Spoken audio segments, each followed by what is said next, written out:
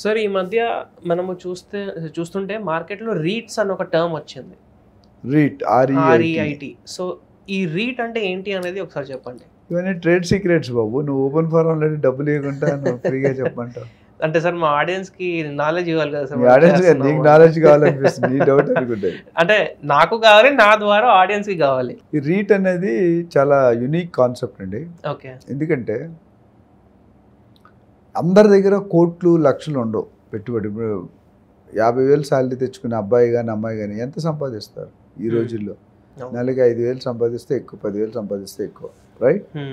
So వాళ్ళకి property కొనుక్కోవాలని ఆశ ఉంటుంది కదా ప్రతి ఒక్కడికి. నాకు నా పేరు మీద ఒక ప్రాపర్టీ, నా పిల్లలు, నా భార్య, నా జాబు, నా కార్ అంటే you have a different feeling. నువ్వు ప్రాపర్టీ కొన్న తర్వాత నీ కళ్ళల్లో ఆనందం వేరు. అవును. I feel more happy than the property కొనుక్కున్నాడు కంటే ప్రాపర్టీ కొనిపించాడు నేను హ్యాపీ ఫీల్ అవుతాను. బికాజ్ ఆ సంతోషం నాకు తెలుసు. నేను ఇల్లు కొనుక్కోండి, నేను ఎలా పిల్లలు మీరు కూడా అలాగే ఫీల్ అవుతారు. అది ఆపోజిట్ బయ్యర్ ఎవరైనా ఉన్నారు. సో నేను ఉన్నది రోటీ కపడా మకాన్, తిండి బట్ట గూడు, ఈ మూడిట్లో ఒక భాగం మకాన్. ఆ పార్ట్లో ఉన్నది నేను చాలా హ్యాపీ. ఎందుకు వచ్చానో తెలియదు. ఫస్ట్ రియల్ ఎస్టేట్ అంటే ఇప్పుడు రియల్ ఎస్టేట్ మీద ఇన్ని ఎపిసోడ్లు మాట్లాడితే నాకే if I look back I have నేనైనా మాట్లాడింది అంటే. సో రీట్ అనేది అంటే తక్కువ డబ్బుల్లో ఇన్వెస్ట్ చేసుకోవడానికి పాసిబిలిటీ ఉంది. నీ దగ్గర 5 లక్షలే ఉంది, 50 లక్షలు లేదు, still you can become a owner. Okay. రీట్లో ఏంటంటే కొన్ని ప్రాజెక్ట్స్ ఉంటాయి. ఆ ప్రాజెక్ట్స్కి పోర్షన్ ఆఫ్ ది, ఇప్పుడు ఒక ఫ్లోర్ ఉంది, ఇది 5,000 స్క్వేర్ ఫీట్ ఉంది, స్క్వేర్ ఫీట్ 10,000 ఉంది. ఓకే, మీ దగ్గర ఎంత ఉంది? 5 లక్షలు ఉంది. ఎంత వస్తుంది మీకు?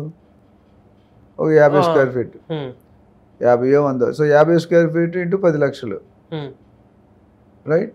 ఓకే. ఎంత అవుతుందో అది చూడండి. లేదా 10 square feet depending on the size. అంటే చిన్న పోర్షన్తో పెద్ద ప్రాపర్టీలో చిన్న పార్ట్ కొనుక్కొని మీరు ఒక పార్ట్నర్గా అంటే 100 మందికి ఆ ఫ్లోర్ 100 మందికి అమ్మచ్చు.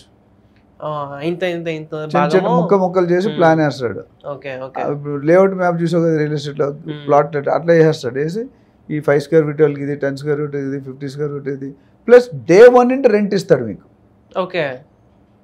మీరు 10 లక్షలు పెడితే మీకు 8 to 9% రిటర్న్స్ వస్తాయి, ఆర్ 7 to 9%. అంటే ప్లస్ ప్రాపర్టీ అప్రిషియేషన్ అవుతుంది, ప్లస్ ఎవ్రీ నెల రెంట్, ఎవ్రీ సంవత్సరం రెంట్ పెరుగుతుంది సంవత్సరం. సో ఇది మనీ సేఫ్ ఉంటుంది. సో అది మాట రియల్ ఎస్టేట్ ఇన్వెస్ట్మెంట్ అంటే ఒక ట్రస్ట్ లాగా ఏర్పడి ఆ ప్రాపర్టీ ఆ ట్రస్ట్ పేరు తీసుకొని వాళ్ళు మీకు రీసేల్ చేసి పార్ట్ రిజిస్టర్ చేసి మీరు ఎప్పుడైనా అమ్ముకోవాలంటే కూడా అమ్ముకోవచ్చు, ఉంచుకోవాలంటే ఉంచుకోవచ్చు. అయితే ఇందులో జాగ్రత్త పడాల్సింది ఏంటంటే చాలామంది 5 years, ఇప్పుడు 10 లక్షల స్క్వేర్ ఫీట్ కాబట్టి huge time, you may take 5 to 10 years. మీరు డబ్బులు మాత్రం ఫస్ట్ డే ఇచ్చేయాలి.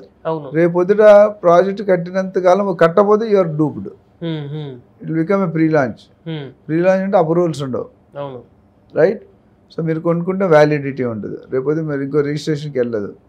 So you have to be very careful in while invest, study the builder background.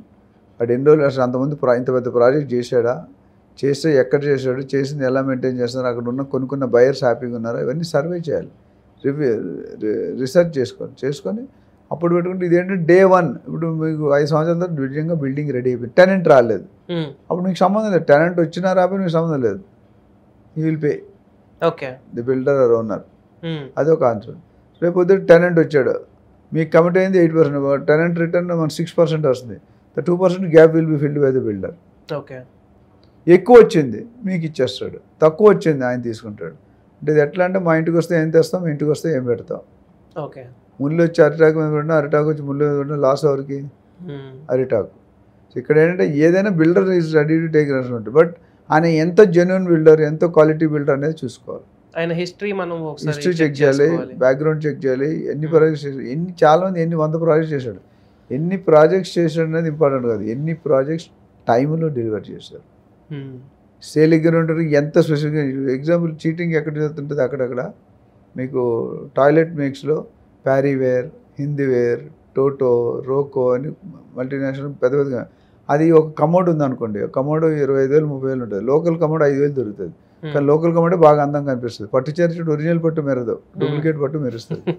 ఇక్కడ కూడా అది ఏమంటాడు అక్కడ తెలివిగా బిల్డరు, ప్యారీవేర్ ఆర్ ఈక్వివేలెంట్ అంటాడు. మీకు ఏంచి ఆల్రెడీ డేట్ పోస్ట్పోన్ అయింది, మీకు పలానా టైంకి 6 నెలలు డిలే అయింది, మీరు రెంట్ కట్టుకుంటున్నారు, ఇక్కడ ఈఎంఐ కడుతున్నారు. బట్ సార్ ఉంటారా వేసేయమంటారు, వేసే బాగుంటే ఇది వేసేస్తారు. So there is 60%, 70% difference, 50%. That's how. అట్లా Finolex cable, very branded cable Finolex. ఇంకోటి పాయిల్ కాబో పవన్ కాబో లోకల్ అవే వేస్తారు 50%. అట్లా ప్రతి ఐటమ్ కాస్ట్ ఐటమ్ పైన మిగులుతుంది. సో అందుకని సేల్ అగ్రిమెంట్ సరిగ్గా చదువుకోవాలి, సైన్ పెట్టు. మీకు తెలియకపోతే it's always better to appoint a professional real estate agent to ensure that these things are taken care. అది మెయిన్. సో రీట్ అనేది ఒకటి లేటెస్ట్గా నేను మాట్లాడతాను. నెక్స్ట్ ఇంకోటి ₹1,00,000 పెట్టుకుంటే లక్షలు సంపాదించవచ్చు. ఓకే, అది ఇదే మోడల్, కొద్ది లిటిల్ చేంజ్. అది నెక్స్ట్ ఎపిసోడ్లో చెప్తాను మీకు. సో ఈ ఎపిసోడ్లో వరకు రీట్ అనేది మీకు అర్థమైంది కదా, రియల్ ఎస్టేట్ ఇన్వెస్ట్మెంట్ ట్రస్ట్. అవును. People will come and park their money and as and one they మన స్టేషన్స్ ట్రైన్ ఎక్కుతాం, స్టేషన్ ఎక్కితే మన స్టేషన్ వస్తే మన జర్నీ, మన లైఫ్ అంతా ఒక జర్నీ. కింద దిగినప్పుడు ఎక్కినట్టు, పైకి పోయినప్పుడు దిగినట్టు, అంతే కదా. ఈ మధ్యలో అదంతా లైఫ్, డెత్కి బర్త్కి మధ్యలో ఉండేది లైఫే కదా.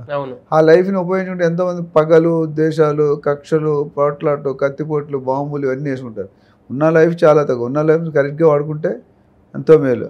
ఆ తర్వాత చేతులు పట్టుకుంటాం. ఎక్కడో చదివి అనమాట, ఒక 10 సంవత్సరాల కుర్రాడు వాళ్ళ నాన్నని చూసి మా నాన్న హీరో రా అని మా నాన్న హీరో కింద పెట్టుకుంటాడు. ఒకసారి ఇంటర్మీడియట్ అయిపోయి 20 సంవత్సరాలు అయితే మా నాన్న అనుకున్నంత హీరో ఏం కాదు, ఒపీనియన్ మారుతుంది. 25 సంవత్సరాలు పెళ్ళి అయ్యి పప్పు డబ్బాలు పాలు డబ్బాలు తమ్మంటే మా నాన్న అనుకున్నా కానీ నలుగురిని మెయింటైన్ చేసి నాకు పిల్లలు లేకుంటే మెయింటైన్ చేయలేకపోతున్నాను. తర్వాత పిల్లలు పుట్టి తర్వాత రియాలిటీ నా డాడీ ఏం కష్టాలు పడ్డాడు అప్పుడు అర్థమవుతుంది. అప్పుడు రియలైజేషన్ ఫాదర్ ఉండడు, టికెట్ తీసుకుంటాడు. దీస్ హౌ ఎప్పటికీ మగవాళ్ళ నాన్నకి అన్యాయం జరుగుతూనే ఉంది మార్కెట్లో.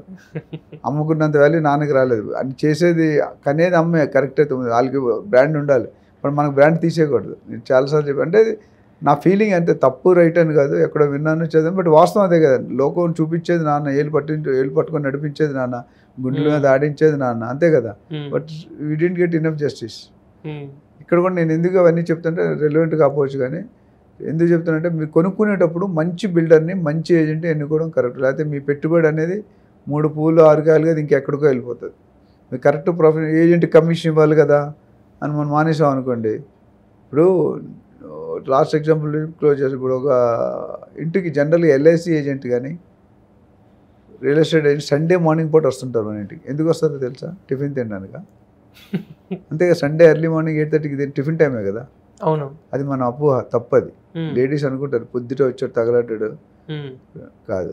రియల్ ఎస్టేట్ మీరు కరెక్ట్గా ఆలోచిస్తే దేవుడే ఆయన పంపించి ఉండొచ్చు. ఎందుకు? ఇప్పుడు రియల్ ఎస్టేట్లో ఎందుకు వస్తాడు? మీతో ప్లాట్ కొనిపించడానికి వస్తాడు, అవునా? అవును. ₹1,00,00,000 ప్లాట్ కొనిపించాడు అనుకో, కన్విన్స్ అందరూ ఉంటారని ఆయన వస్తాడు. మీరు టిఫిన్ కోసం కాదు, మీరు అందరు ఫ్యామిలీ, అమ్మ నాన్న కొడుకు తాత అందరూ ఉంటారు, అందుకని వస్తాడు. టిఫిన్ తిన్న టైంలో మీ నాన్నతో ప్లాట్ కొనిపిస్తాడు. ఎంత? ₹1,00,00,000. 10 సంవత్సరాలు దాని వాల్యూ ఎంత అవుతుంది? After 10 years maybe 12-15 crores, 5 crores అవుతుంది మినిమం. యావరేజ్గా చూసుకుంటే ఓకే 400%. 10 yearsలో 10 years 5 crores. ఆయనకి ఎంత ఇస్తారు? 1 lakh 2 lakh ఇచ్చి ఉంటారు. ఎవరు లాభపడ్డారు? బయ్యరా, బ్రోకరా? బయ్యర్. మరి దేవుని అవకాశం దేవుడే చూపించాడు కదా దారి. అవును. సో అది అర్థం చేసుకోవాలి. కొంతమంది ఎవడో ఒకరిద్దరు చీట్ చేస్తారు, అందరూ చీట్ చేయరు. ఇలాంటి కేసు ఎన్నో చూసాయి.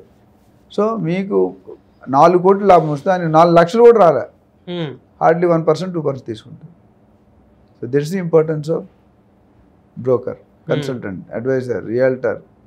అందుకనే ఏజెంట్ ఎప్పుడు తక్కువ చూపు చూడకూడదు. అందుకని నేను బ్రోకర్స్ కమ్యూనిటీని అప్లిఫ్ట్ చేయాలని వర్క్ చేస్తున్నాను. బ్రోకర్ అంటే ఎందుకు పనికిరాన్నాడు కదా. బ్రోకర్ అంటే కూడా ఇంతకుముందు మనీ మేక్స్ మెనీ థింగ్స్ ఉండేది, ఇప్పుడు లేటెస్ట్ మారిపోయింది, money makes all things. Okay. ఒకప్పుడు first impression is best impression, ఇప్పుడు first impression is last impression. ఇవన్నీ తెలుసుకోవాలి. సో దీని మీద ఎటువంటి డౌట్స్ ఉంటే మన నెంబర్ డిస్ప్లే అవుతుంది, కాల్ చేయొచ్చు. వీళ్ళు దయచేసి అపాయింట్మెంట్ తీసుకొని రిక్వెస్ట్ చేస్తున్నాను. చాలామంది ఫోన్ చేసి నేను 2 కోట్లు పెట్టాలి, ఎక్కడ పెట్టాలి సార్ అంటే ఎలా చెప్తాను? మీరు ఎవరో తెలియదు, మీ బాడీ లాంగ్వేజ్, మీ డబ్బులు ఎందుకు పెడుతున్నారు, ఏ పర్పస్ అర్థం చేసుకోవాలి కదా. దాన్ని బట్టి మనం విల్ హెల్ప్ దెమ్. తప్పకుండా మీరు చెప్పినవన్నీ కూడా రీచ్ గురించి అందరికీ అర్థమై ఉంటుంది, అసలు రీచ్ అంటే ఏంటి అనేది. అండ్ మీరు చెప్పినట్టు మళ్ళీ నెక్స్ట్ ఎపిసోడ్లో మనము 1,00,000 మీరు ఏదైతే కాన్సెప్ట్ చెప్పారో కొంచెం ఇంట్రెస్టింగ్ అనిపించింది. 1,00,000 పెడితే లక్షలు సంపాదించాలి. సో దాని గురించి కూడా ఒకసారి మనం మాట్లాడదాము. Thank you so much sir. Thank you.